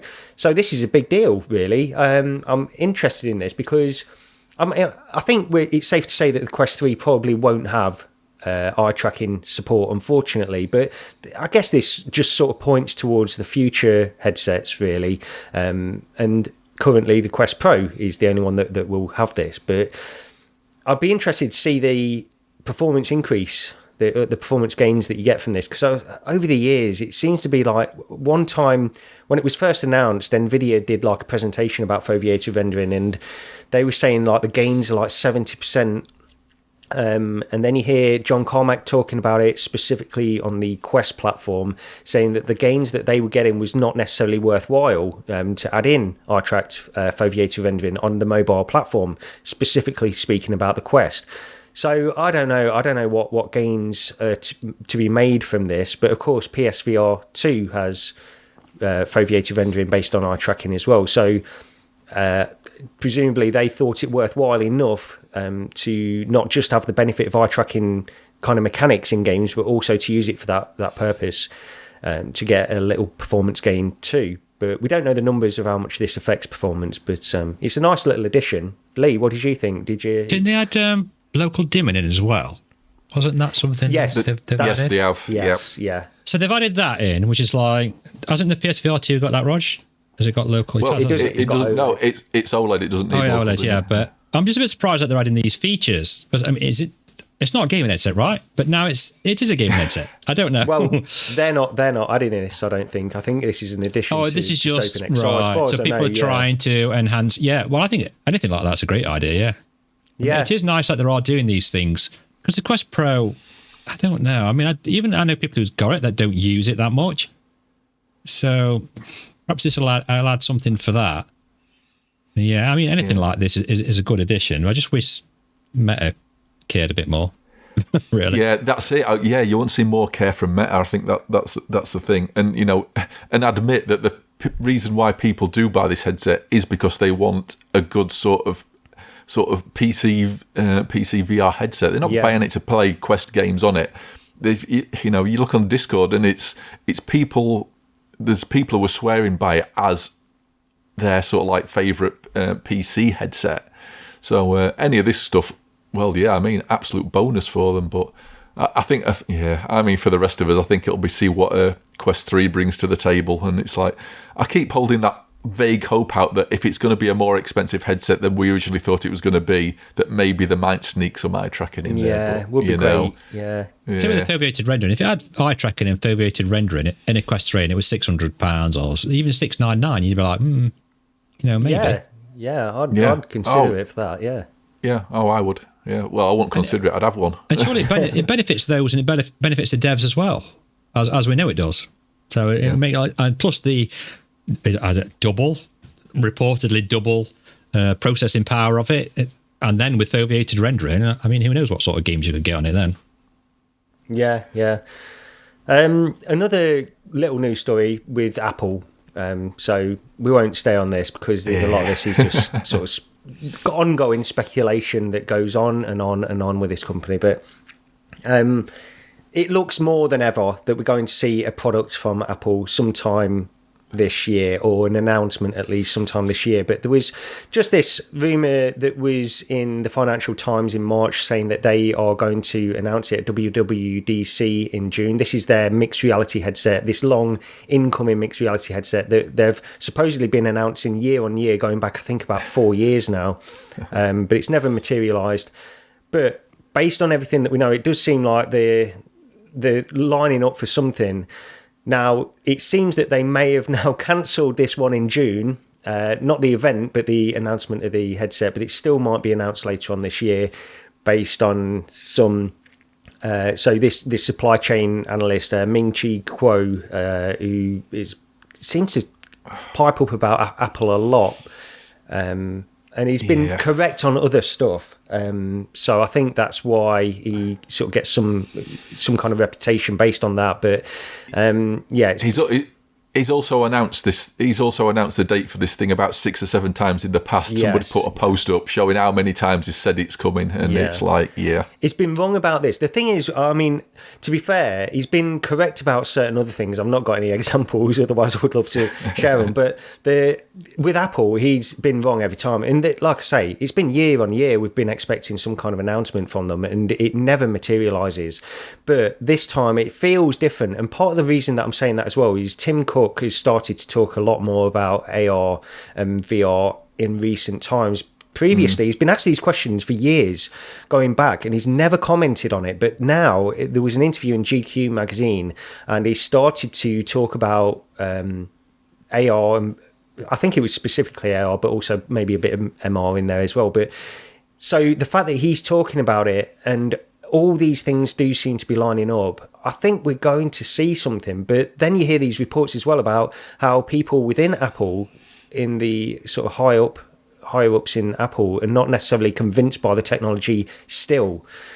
And one of the reasons I just wanted to mention this story is because for me, if Apple do get into this, they do announce something, the danger is that if they don't feel justified, or they're not getting enough custom from it, or they decided it's not worthwhile in the long run, that they withdraw from that kind side, that would be worse than them never coming in the first place, because the influence that Apple have in the industry is massive, and I think that would be a real shame and be a real blow to the industry. But you got any thoughts on? Go on, Rog.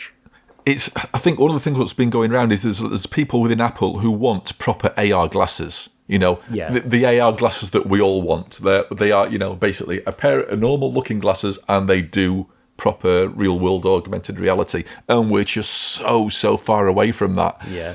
Hence the reason why, we're going to end up with something, like using cameras to, doing AR that we've got now, basically, but maybe better looking.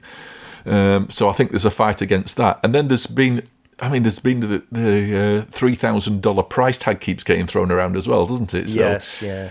It's like, who's going to buy that? Yeah, I mean, no one's. The thing is, they can't expect any.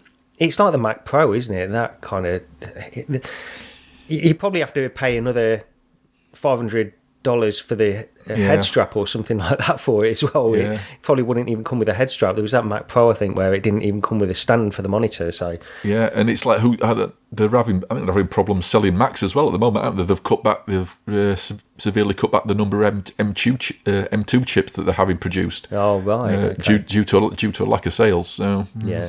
Just one to keep an eye on. Lee, you got any thoughts on Apple? And well, I keep seeing various designs like over the years.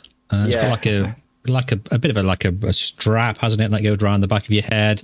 Yeah. If this is to go by, but the price, I've seen it priced at £1,600. Then, like you said, I've seen it priced at £3,000. And who's it aimed for, and what's it aimed for? That's that's my main question. Sorry, go ahead. No, go ahead. You're right. No, I was just going to say, because that's one of the things as well that they were talking about. Based on all these rumours inside Apple, there were people that are not convinced that its use cases are good enough for them. Yeah. Because at the minute, of course, the main use case for VR is gaming, and they're not interested in that kind of stuff. So there's a lot of use cases that it could be used for, but it's actually getting people to use it for those kinds of things and want to use it for those kinds of things. But I mean, is the end game to get AR glasses, like Roger says, isn't it? Put a pair of glasses on, and everything's on there. I think that's what Meta wants eventually in the years to come, because I mean, I just think of how much data can they collect when something's on constantly wherever you are. Yeah. The things that you see. So I think that's the total end game, which I mean, I'd wear a pair of them glasses, no problem. I wear glasses as it is. Yeah, Zuckerberg has said directly, like when they announced that Ray-Ban stuff, he gave an interview and directly said the end goal is AR glasses. That's where they want to get to. So, yeah, we'll see. But more relevant stuff for now. Let's get on to some upcoming games.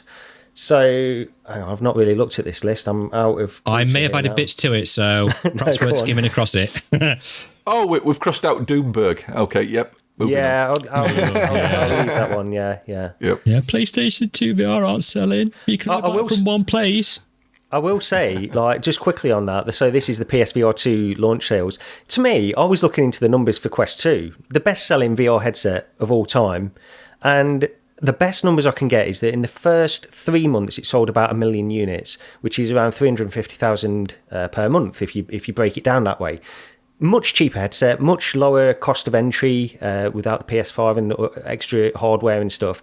So to me, this figure of 270,000 isn't actually that bad when you compare it to the Quest 2 launch anyway.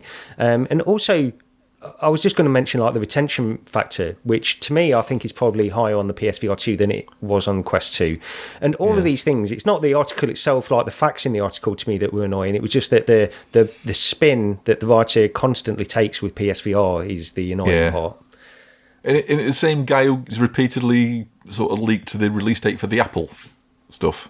Wasn't it the same guy? No, it's not. Oh, is it somebody different? No, it's different. Okay. Yeah, this is different. So this was based on numbers from, I thought I put it down, IDC, the analyst at IDC. This is a separate company. Yeah, it's not the same person as that, no. Yeah, no, the guy who wrote the article, though. No, that's a different guy as well. But he has written articles for Bloomberg, which have been constantly negative on PSVR. Yeah. Yeah, I could understand if it was available everywhere, if it was available on Amazon to buy, if it's available from your local couriers, just anywhere that you can go and get your hands on one of these easily, then yeah, maybe that would be something I'd be like, yeah, it doesn't seem quite right. But because it's just, you can just order direct from PlayStation at the moment still, right? And well, apart from places that can't order from there, then it is in the shops, but it's not available easy. That's what I'm trying to get to, everywhere. Yeah. Anyway, I should have kept my mouth shut. No, go on. I should also just quickly add that I shouldn't have spoken so confidently that he isn't the guy that wrote about Apple for Bloomberg as well, because he may well have done. I just don't know. Because, I just know him from his PSVR2 article. Just say allegedly, then we're all right. Yeah, allegedly. Yeah, maybe. So Into the Radius, we've got down here on the Pico 4. So it got released last Friday. I think it was last Friday, yeah. Or definitely one day last week. Yeah, but you've got a key to this. I have. I was very kindly, I think the reason I've got a key, I was very kindly given like early release to it, but they literally gave me early release maybe like on the Wednesday, and then said it's coming out maybe in 2 weeks' time. So I said, oh great, I'll get some footage. If there's any bugs or any problems, I'll report back to you. And then I literally got an email like a day later saying, oh, we're releasing it tomorrow.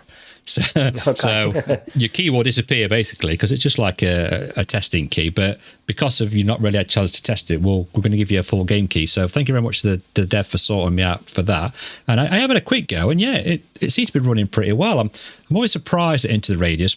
Maybe people, if they've got it on PC VR, before it was optimized with like DLSS and FSR to AMD, I couldn't even get that to run very well on my PC. So to get it running on a mobile chipset and looking half decent as well, I might say it looks pretty good from what I can tell. I'll have to definitely give it a go this week, and I'm going to wear in the Wooja vest as well. So that should give some feedback on that. But I'm looking forward to giving it a try, yeah. So kudos to the devs for... any time they keep bringing these games out and porting them to the Pico, I'm more than happy for that.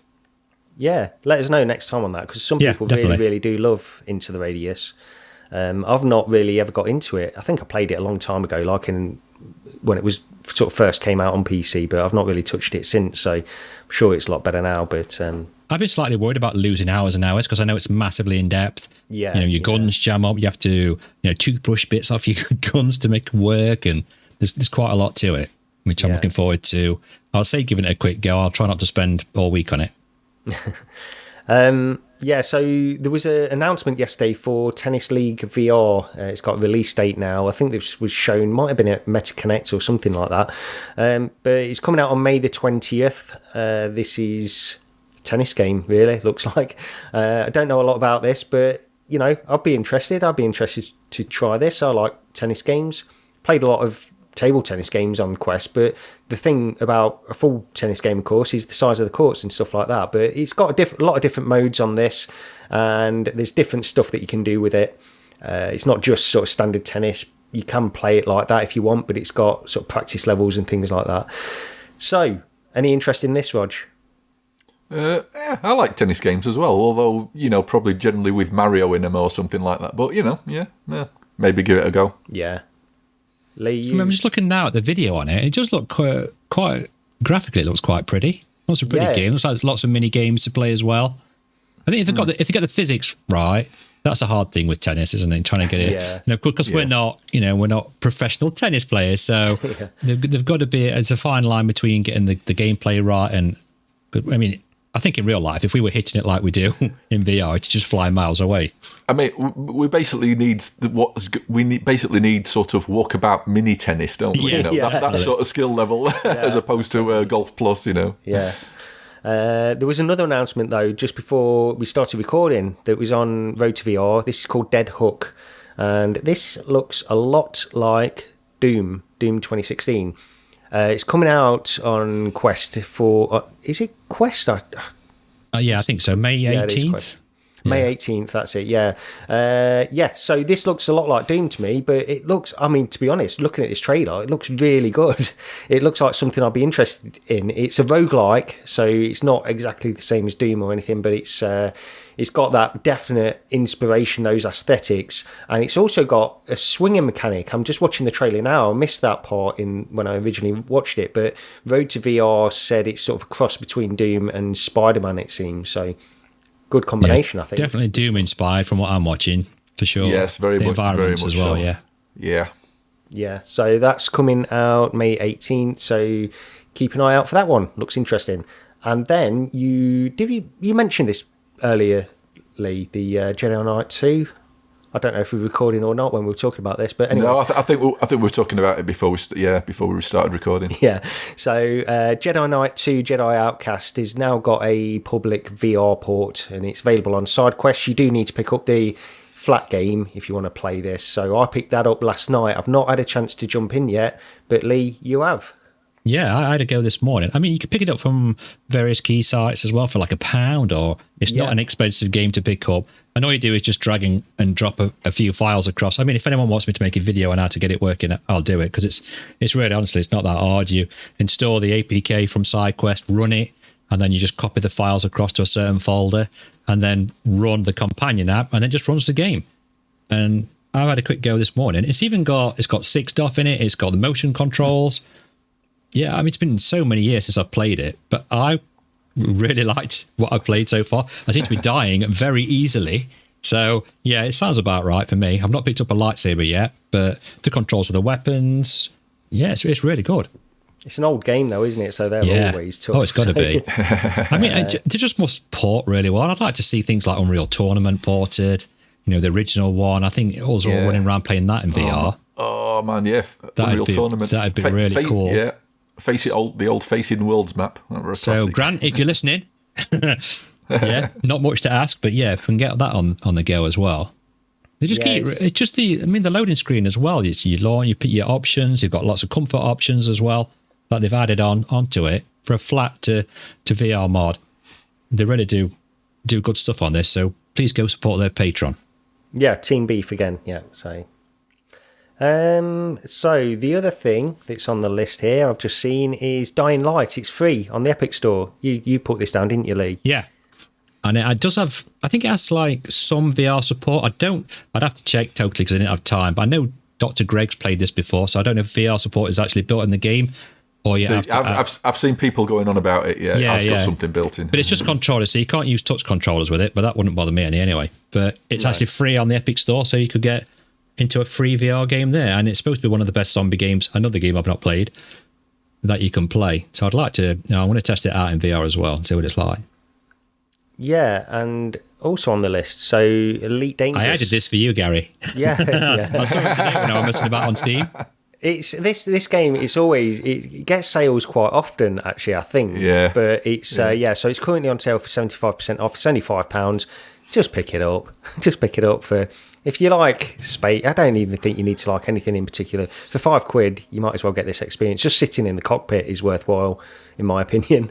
So Elite Dangerous is currently on offer on Steam. Right.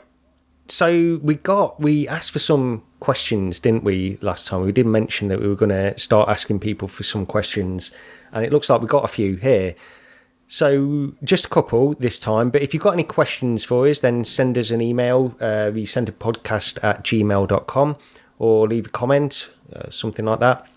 And we'll try to leave a comment on Twitter as well. Yeah, they could leave a comment any time. Yeah, anyway, yeah. Leave us a question, because then it gives us some topics to discuss at the end of the show as well. So the first question we got from Victoria is, where do we record the podcast? Rog, would you like to take this one? Unfortunately, yes, to shatter any illusions that we record this in like recentered towers somewhere. Well, I'm sat in my back room with a total ghetto microphone set up at the minute. It's quite bad. Yeah, I'm in my own home office, so that's me. Really. Yeah, and I'm in the living room as well, and I've kicked everybody out upstairs so I could record the podcast. So no, I believe she thought we'd did it in a proper studio and things like that. But well, you can understand how she got confused with that. Oh yeah, with the quality and everything. Yeah. Totally. Yeah, of course. One day we will do a live podcast where we're all together in the same room. That'd be good.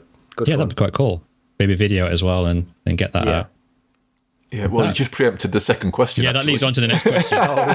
Yeah, there we go. So, Game on Scorpio said, will we be doing a live podcast?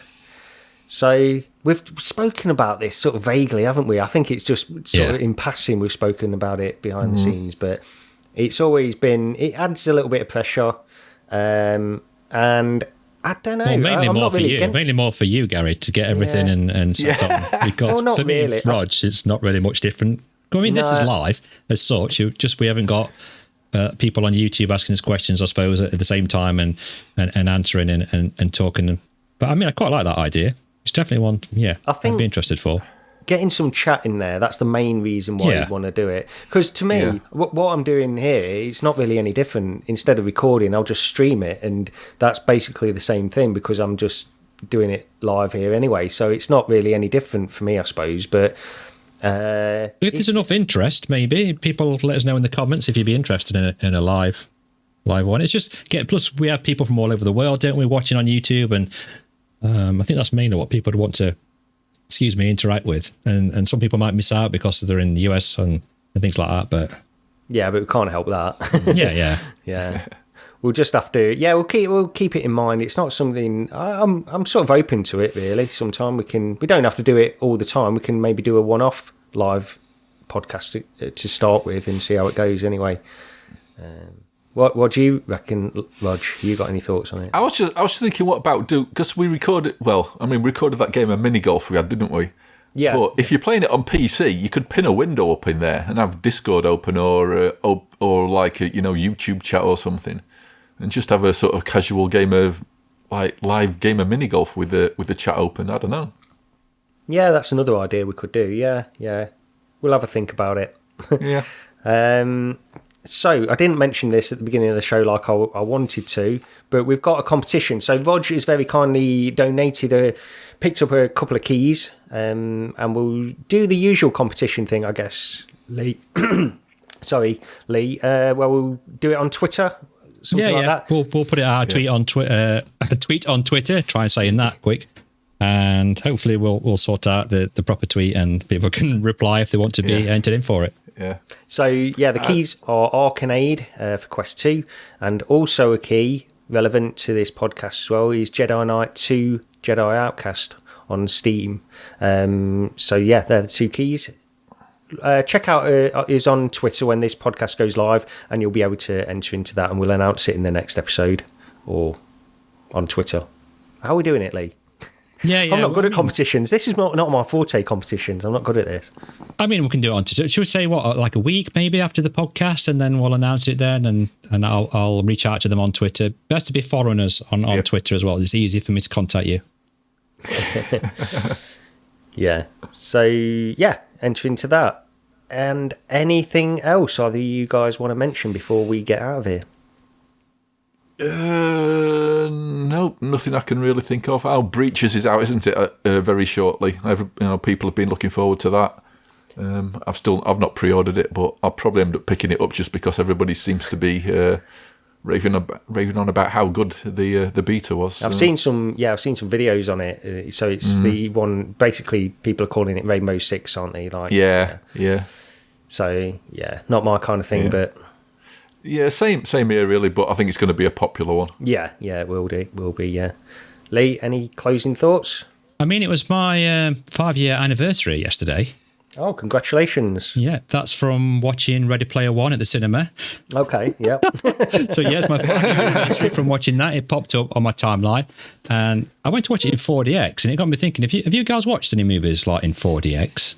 No. It's like a seat that just moves around, and it also vibrates, and you've got the sound coming all around you, and you can feel like wind blowing, and it's one of those experiences. I went to watch Jurassic World, one of those, and that did make me feel a bit sick, to be honest. You probably need VR legs to go in, even though it's not VR, you need some good sturdy legs to go and watch in 4DX, but I can remember it being such a fantastic experience, and 5 years since that film came out, so I was quite surprised it was that long ago.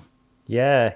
I was saying to you as well on Discord, my wife has just finished reading the book, so she says we can watch the movie now, so we'll sort that out at some point as well. She must read the second one as well, because I think the second one's even better. No, I disagree completely. Really? Yes. I think I'm a definite minority that I really preferred. Once it gets going, there's a couple of bits in it that same as the first one. There's bits in the middle of that I think they could have done without, and then in this one there's bits with other people, and I thought just skip all that bit and get to where they're actually going for what they're going for. But the second one was awful, and the initial setup with with Wade and Artemis was just purely it just sort of like it's just terrible. It was just absolutely terrible. It's like Highlander 2. There's no Highlander 2 movie. You can't convince me otherwise. The second one doesn't exist. I thought, I agree. I think it was like way step down from the first book, and the thing that stood out to me, and it weren't just this, but the thing with the Prince music, that seems to just go on for on and on and on, that section. Yeah, that's a long one. There were four, I think maybe like 4 main set pieces. The Prince thing was one of them. There was the John Hughes section, which, because I've not really seen many of those movies, was just an entire waste of a quarter of the book for me. I think I've seen Ferris Bueller's Day Off, and that's about it. And then again, that was 20 or 30 years ago, whenever it was. The second one feels like it's set pieces made for a movie. Yeah, definitely. It's definitely got that more movie, or like they've basically written a screenplay as such for the movie. I think if they did a second movie based on that book, the second movie might be better than the first one.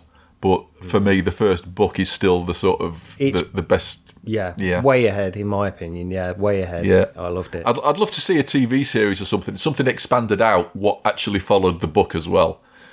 The original quests on it. Yeah. I mean, it's also a kind of film that got many people into VR as such, I would have thought.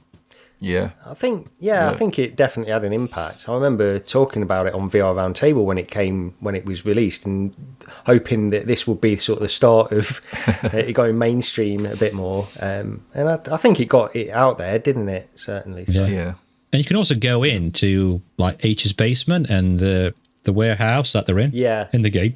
In Sansar. I think it's called Sansar, right? It's available on Steam for free, or just as a standalone PC VR. I think that's still running, so you can go and walk around in that, and that's quite a cool experience, as Rog knows. Yeah, it's the first time I ever talked to PD. I stumbled into his recording. Oh, did you? Yeah. Yeah, okay. Well, let's leave it there then. We'll be back in a couple of weeks for a new episode, and hopefully we won't have any internet problems, and we'll be able to release it on schedule. This one, we're recording it on Friday. Might go out tomorrow, might go out later today. We'll see how we get on. But yeah, thanks very much for watching and listening to this podcast, and we'll see you next time. Cheers, everyone. Take care.